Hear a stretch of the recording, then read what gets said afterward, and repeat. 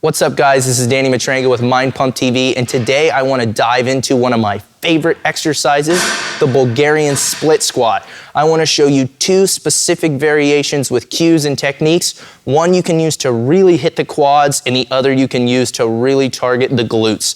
Let's get into it. The Bulgarian Split Squat is one of the best leg movements you could be doing, period.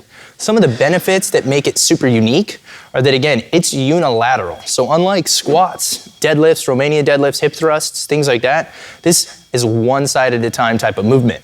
So the stability you garner from it, right? Some of the unique recruitment patterns you get make this an absolutely tremendous exercise. That being said, technically speaking, it has some demands, right? We need to be careful with our foot placement. We need to be careful with our trunk placement. And unique to the movement, we can actually modify positions to specifically target the quad and the glute. And I want to show you guys both of those variations today, as well as some of the techniques and cues you need to know to do this exercise correctly. I'm going to start by showing you guys the more quad dominant setup, right? Whatever you have in your gym, you might not have this piece of equipment. If you have a decline bench with a rotating kind of foot stopper on it, that's a great place to start. You can also use just a traditional bench press and just put your foot on that. If you have boxes, plyometric boxes, those work fine. The big thing is we want the rear foot elevated off the ground enough for you to perform a full range of motion split squat. Right? If your foot's too high, it's gonna be more of a stretch. And if your foot's too low, you're really not gonna get enough flexion and extension to even target the movement. So again, your setup and what you use is critical. For the quad dominant Bulgarian split squat, we want the rear leg elevated behind us and the front leg far enough out in front of us that we can keep our torso vertical as we go down through flexion and extension. Right? A vertical shin on the lead leg and a vertical torso is going to create more work for both the lead and the posterior leg. This variation, again, is going to target the quad more. Now I want to show you guys how you can kind of trick the movement, one of my favorite trainer tips, to hit the glute that much more heavily. For the glute dominant Bulgarian split squat, the setup's actually exactly the same as it is for the quad, with the exception of a few things. So rear foot's going to be elevated just the same. We want the front foot in a similar position.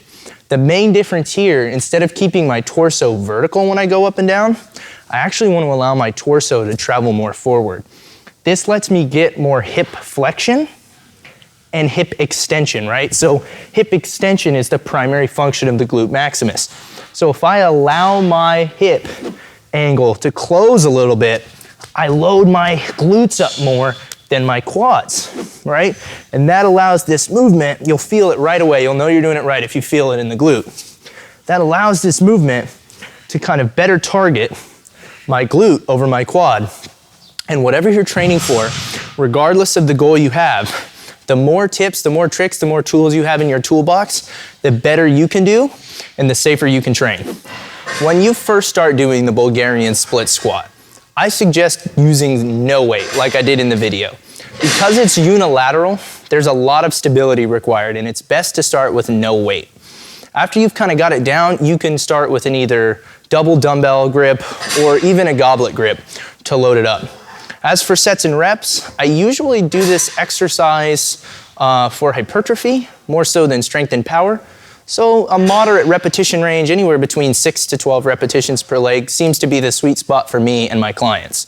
The last piece I have for you guys has to, again, do with technique. Make sure you're thinking about the musculature you're working, right? So if you're doing the quad dominant version, think about your quads. If you're doing the glute dominant version, think about your glutes. The intention we have when we do a movement is critical for that movement's success in your training, but also for the safety and the recruitment of the proper musculature. That being said, guys, I really appreciate you tuning in. Thank you so much. Make sure you like, comment, subscribe. We'll be going through the comments periodically, gathering things we can do for future videos, as well as answering your questions. Thank you so much. Have a great day.